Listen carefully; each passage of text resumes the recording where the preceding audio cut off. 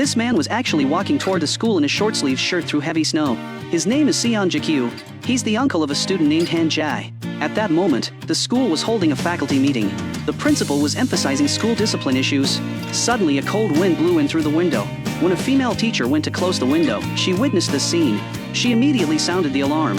All the teachers abandoned their meeting and rushed to the window to watch. The new teacher, Yoon Chun, also curiously moved over to see. Seon Jae-kyu had come to confront the teachers because Han Jae's teacher had disqualified Han Jae from the outstanding student competition, using the reason that Han Jae had no parents. After the principal understood the situation, he knew he was in the wrong. He wanted to appease Seon Jae-kyu first, and then brush the matter aside. He told Yoon Chun to make coffee for Seon Jae-kyu. Yoon Chun was intimidated by the scene, and obediently did as the principal asked. But Seon Jae-kyu really disliked people being ordered around like that. He noticed Yoon Chun, walked over to him and looked him up and down carefully, then said something unexpected. The principal, worried the teachers might get hurt, stepped forward to speak with Seon Jae-kyu. After Seon Jae-kyu vented his anger, he left. Only then did the teachers' tense nerves relax. Yoon Chun was curious about the teachers' reactions, and asked why they were afraid of Seon Jae-kyu. They didn't know Seon Jae-kyu's specific occupation, only that he was always followed by a bunch of underlings, so they assumed he was a gang leader. Plus, the town was small, and they often encountered Seon Jae-kyu, and Seon Jae-kyu's violent behavior further confirmed their suspicions.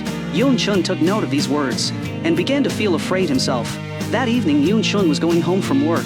When opening his door, she used too much force and broke his key. She had no choice but to get the spare key from his landlord. Walking down the road, a man in a baseball cap suddenly appeared ahead. Remembering what the teachers had said, Yoon Chun got scared and started running. Seon Jae-kyu chased after him too. Yoon Chun ran while calling the police.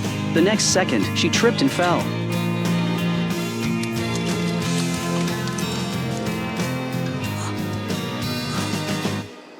Seon Jae-kyu finally understood.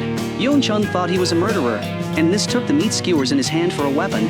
Although Yoon Chun knew this was a misunderstanding, she was still very scared facing Seon Jae-kyu alone. Seon Jae-kyu could see this, and told him to hurry home.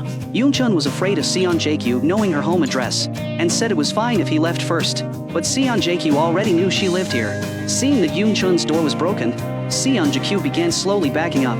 Yoon Chun thought he was going to kick down the door, but the next second, Seon Jae-kyu jumped right over the fence